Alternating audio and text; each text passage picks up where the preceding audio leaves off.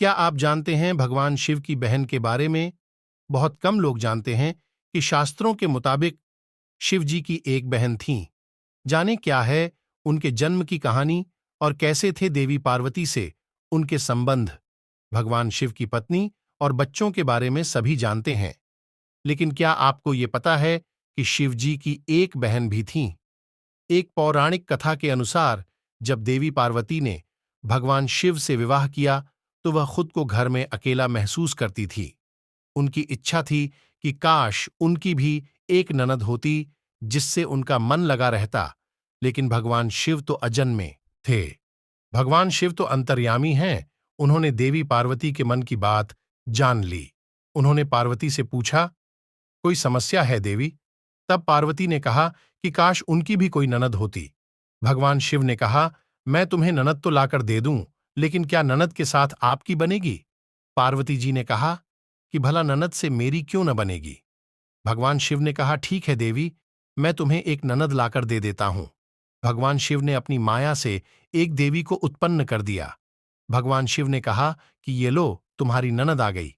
इनका नाम असावरी देवी है। देवी पार्वती अपनी ननद को देखकर बड़ी खुश हुईं। असावरी देवी स्नान करके आईं और भोजन मांगने लगीं। देवी पार्वती ने भोजन परोस दिया। जब असावरी देवी ने खाना शुरू किया तो पार्वती के भंडार में जो कुछ भी था सब खा गईं और महादेव के लिए कुछ भी नहीं बचा। इससे पार्वती दुखी हो गईं। इसके बाद जब देवी पार्वती ने ननद को पहनने के लिए नए वस्त्र दिए तो मोटी असावरी देवी के लिए वह वस्त्र छोटे पड़ गए। पार्वती उनके लिए दूसरे वस्त्र का इंतजाम करने लगीं। इस बीच ननद असावरी देवी को अचानक मजाक सूझा और उन्होंने अपने पैरों की दरारों में पार्वती जी को छुपा लिया। इस पर पार्वती जी का दम घुटने लगा।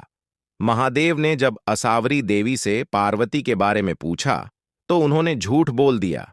जब शिवजी ने दोबारा पूछा तो असावरी देवी हंसने लगीं और जमीन पर पांव पटक दिया।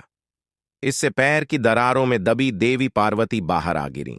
इसके बाद पार्वती जी ने महादेव से कहा कि इनका विवाह कर विदा करने की जल्द से जल्द तैयारी करें। मुझसे गलती हो गई जो मैंने ननद की इच्छा की। भगवान भोलेनाथ समझ गए कि भाभी ननद में बहुत पटने वाली नहीं है। इसके बाद उन्होंने असावरी देवी को कैलाश पर्वत से विदा कर दिया। प्राचीन काल से आरंभ हुआ ननद भाभी के बीच नोक झोंक का सिलसिला आज तक चल रहा है।